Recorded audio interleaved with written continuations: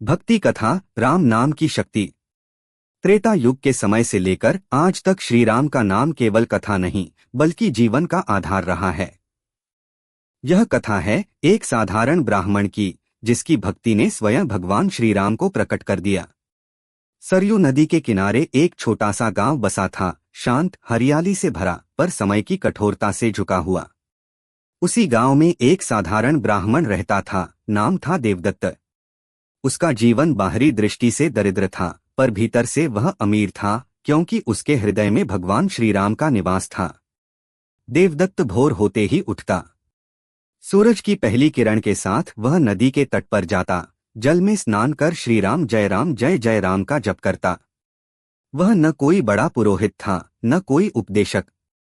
वह बस एक सीधा सादा व्यक्ति था, जिसकी श्रद्धा उसके लिए जीवन का आधार थी। देवदत्त तो पागल है। खेत बंजर हो रहे हैं, घर में अन्न नहीं, फिर भी दिन रात राम का नाम लेता रहता है।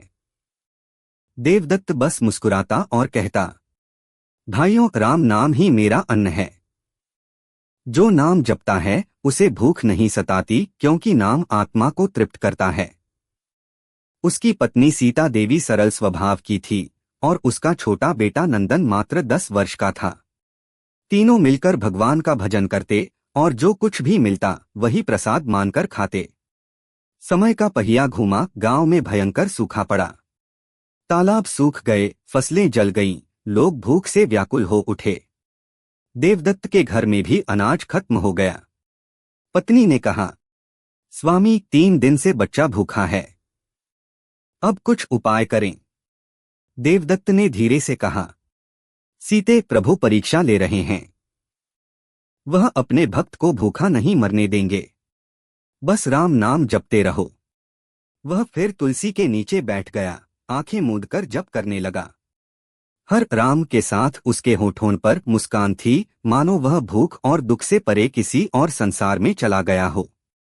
तीसरे दिन रात को जब देवदत्त ध्यान में था, उसके चारों ओर हल्का प्रकाश फैल गया। उसे लगा जैसे कोई स्वर कह रहा है, भक्त, तेरी भक्ति ने मुझे बांध लिया है। कल प्रभात होते ही तुझे मेरा प्रसाद मिलेगा। सुबह जब वह उठा तो उसके घर के सामने अनाज के 3 बोरे रखे थे। लोग चकित थे, ये कहां से आए? देवदत्त समझ गया, मेरे प्रभु राम स्वयं आए थे। उसने आसमान की ओर देखा, हाथ जोड़े और कहा, प्रभु, मैं धन नहीं चाहता, बस आपका नाम कभी मेरे मन से न जाए। देवदत्त की यह घटना गांव भर में फैल गई। लोग अब उसे सम्मान की दृष्टि से देखने लगे। धीरे धीरे बहुत से लोग उसके पास आने लगे, कोई रोगी, कोई दुखी, कोई निर्धन। देवदत्त सबको एक ही उपाय देता, राम नाम लो। जिस नाम ने पत्थर को तैराया, वह मनुष्य को क्यों नहीं उठा सकता? एक दिन गांव के राजा के यहाँ संकट आ गया। उनका एकमात्र पुत्र असाध्य रोग से ग्रस्त था। वैद्य, तांत्रिक, योगी सब असफल हो गए। तब एक वृद्ध साधु ने कहा, महाराज, आपके नगर में एक राम भक्त रहता है, देवदत्त। यदि वह बालक के सिर पर राम नाम बोले तो चमत्कार होगा। राजा स्वयं देवदत्त के द्वार पहुंचे। उन्होंने कहा, ब्राह्मण, मेरे पुत्र को बचा लो, तुम में प्रभु का अंश है। देवदत्त ने विनम्रता से कहा, राजन, मैं कुछ नहीं। यदि प्रभु चाहेंगे तो उनका नाम ही सब ठीक कर देगा। वह बालक के सिरहाने बैठा, आंखें बंद कीं और धीरे से कहा, राम। सारे महल में एक दिव्य स्पंदन फैल गया। कुछ ही क्षणों में बालक की आंखें खुलीं और वह मुस्कुरा उठा। राजा की आंखों में आंसू आ गए। उन्होंने कहा, ब्राह्मण, मांगो जो चाहो। देवदत्त ने उत्तर दिया, मुझे कुछ नहीं चाहिए। जिसने यह कार्य कराया वही सबका स्वामी है। देवदत्त की प्रसिद्धि बढ़ी तो कुछ लोगों के भीतर ईर्ष्या उत्पन्न हुई। गांव का मुख्य पुरोहित, जो पहले सबसे आदरणीय था, अब सोचने लगा, सब लोग अब देवदत्त के आगे सिर झुकाते हैं, राजा भी उसकी बात मानता है। यह साधारण ब्राह्मण मुझे कैसे पीछे छोड़ सकता है? उसने राजा से कहा, महाराज, यह सब दिखावा है। यदि यह सच्चा भक्त है तो प्रमाण दीजिए। एक यज्ञ कीजिए, यदि इसके द्वारा जल अग्नि में समा जाए तभी इसे सच्चा भक्त मानूंगा। राजा ने परीक्षा स्वीकार की। यज्ञमंडप सजा, अग्नि प्रज्वलित हुई। पुरोहित ने शास्त्रों के मंत्र पढ़े पर जल ठंडा ही रहा। सबकी निगाहें अब देवदत्त पर थीं। देवदत्त आगे बढ़ा, हाथ जोड़कर बोला, हे प्रभु श्री राम, यह सब आपका खेल है। यदि मेरे भीतर आपका नाम बसता है तो यह जल आपके आदेश से अग्नि में समा जाए। उसने जल पात्र उठाया और जय श्री राम कहा।